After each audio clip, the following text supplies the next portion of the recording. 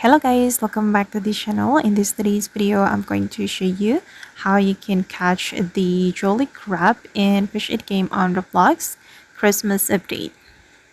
Okay, let's get into it guys. This is how the jolly crab looks like.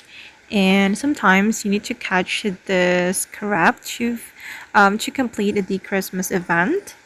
Okay, right here you will see the quest or mission, and for this daily quest I need to catch 2 jolly crabs.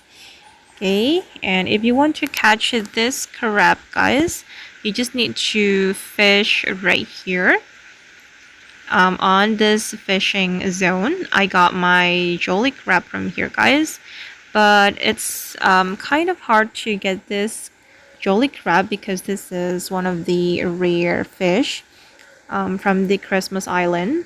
And I think from this island, it's harder than the other island to get the rare fish. So you need to be patient. Or you can catch it in the Christmas cave, but I recommend you to do fishing here to catch this jolly crab.